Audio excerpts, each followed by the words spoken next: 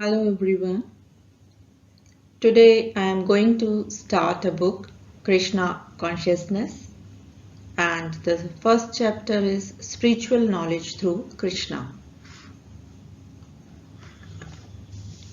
The aim of this Krishna Consciousness movement is to bring all living entities back to their original consciousness.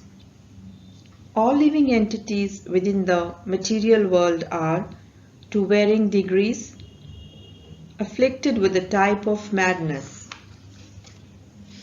The Krishna consciousness movement aims at curing man of his material disease and re-establishing his original consciousness. A great poet has written, "When a man is haunted by ghosts,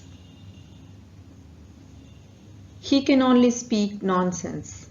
Similarly, anyone who is under the influence of material nature should be considered haunted, and whatever he speaks should be considered nonsense. One may be considered a great philosopher or great scientist, but if he is haunted by ghosts of Maya illusion, whatever he theorizes and whatever he speaks is more or less nonsensical. Today we are given the example of a psychiatrist who, when requested to examine a murderer, proclaimed that since all the patients with whom he had come in contact were more or less crazy, the court could excuse the murderer on those grounds, if it so desired. The point is that in the material world, it is very difficult to find a sane living entity. The prevailing atmosphere of insanity in this world is all caused by the infection of material consciousness. The purpose of the Hare Krishna movement is to bring man back to his original consciousness, which is Krishna consciousness, clear consciousness. When water falls from the clouds, it is uncontaminated like distilled water. But as soon as it touches the ground, it becomes muddy and discolored. Similarly, we are originally pure spirit, soul, part and parcel of Krishna, and therefore our original constitutional position is as pure as God's. In Bhagavad Gita, Shri Krishna says, "The living entities in this conditional world are my fragmental parts, and they are eternal. But due to conditioned life, they are struggling very hard with the six senses, which include the mind. Thus, all living entities are part and parcel of Krishna. By Krishna, it should always be remembered that we are speaking of God. Krishna denoting the all-attractive Supreme Personality of Godhead. As a fragment of gold is qualitatively the same as a gold reservoir, so the minute particles of Krishna's body are therefore qualitatively as good as Krishna. The chemical composition of God's body and the eternal spiritual body of the living entity is the same spiritual. Thus, originally in our uncontaminated condition, we possessed a form as good as God's, but just as rain falls to the ground, so we come in contact with this material world, which is manipulated by the external material energy of Krishna. When we speak of external energy or material nature, the question may be raised, whose energy, whose nature? Material energy or nature is not active independently. Such a concept is foolish. In Bhagavad Gita, it is clearly stated that material nature does not work independently. When a foolish man sees a machine, he may think that it is working automatically, but actually it is not. There is a driver, someone in control, although we sometimes cannot see the controller behind the machine due to our defective vision.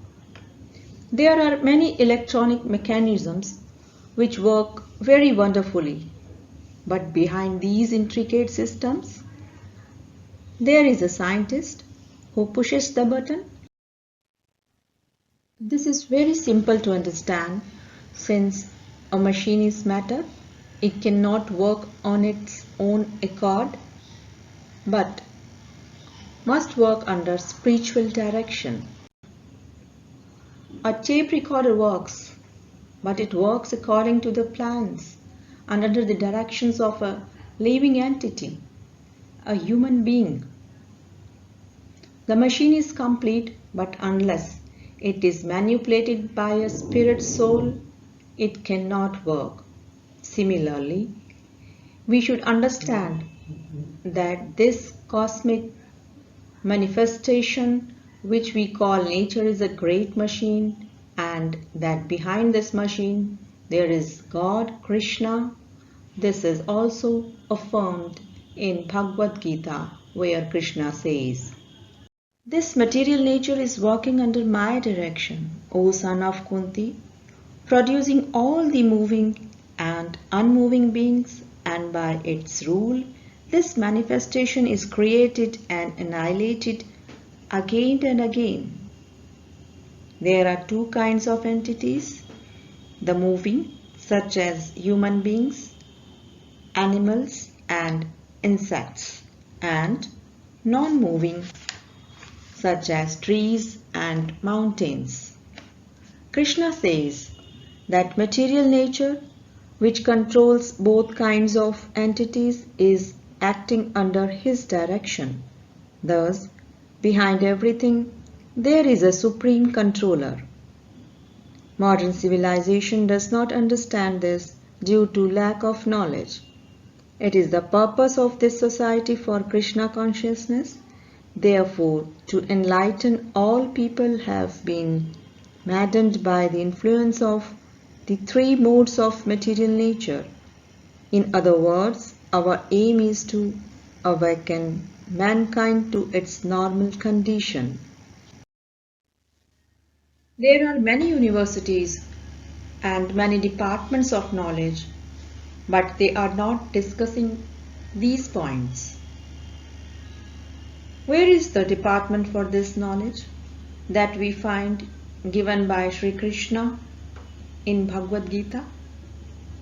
What is the technological department which is investigating the difference between a dead man and a living man?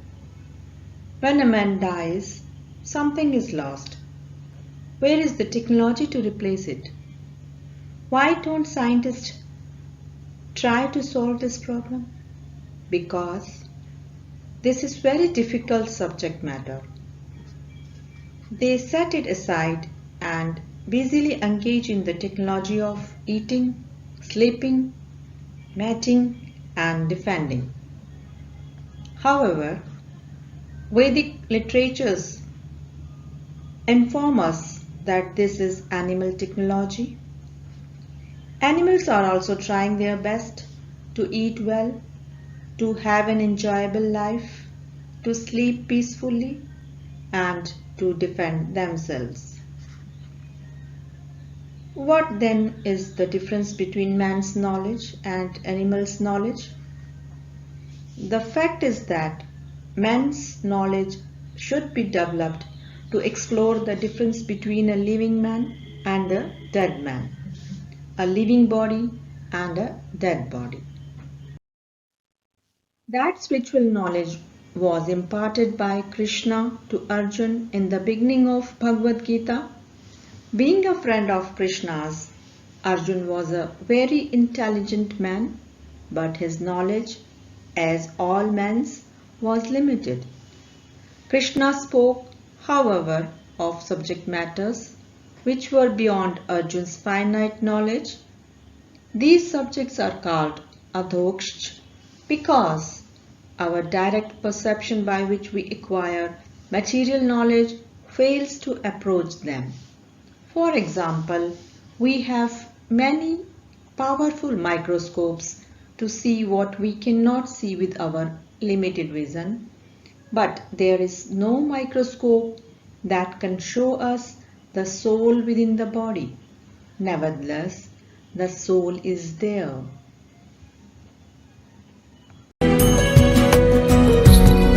Hare Krishna, Hare Krishna, Krishna Krishna, Hare Hare,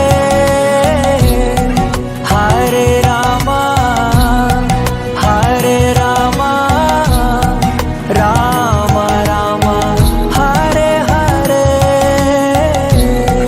Hare Krishna, Hare Krishna, Krishna Krishna, Hare Hare, Hare Rama, Hare Rama, Rama Rama, Hare Hare.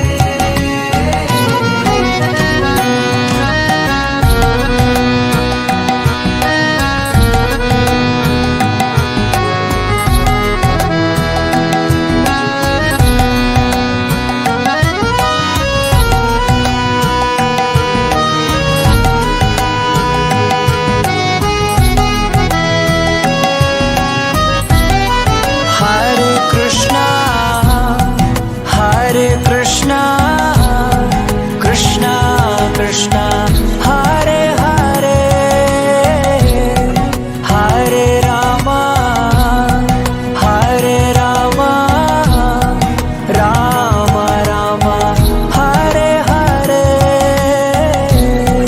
Hare Krishna, Hare Krishna, Krishna Krishna, Hare Hare, Hare Rama, Hare Rama, Rama Rama, Hare Hare.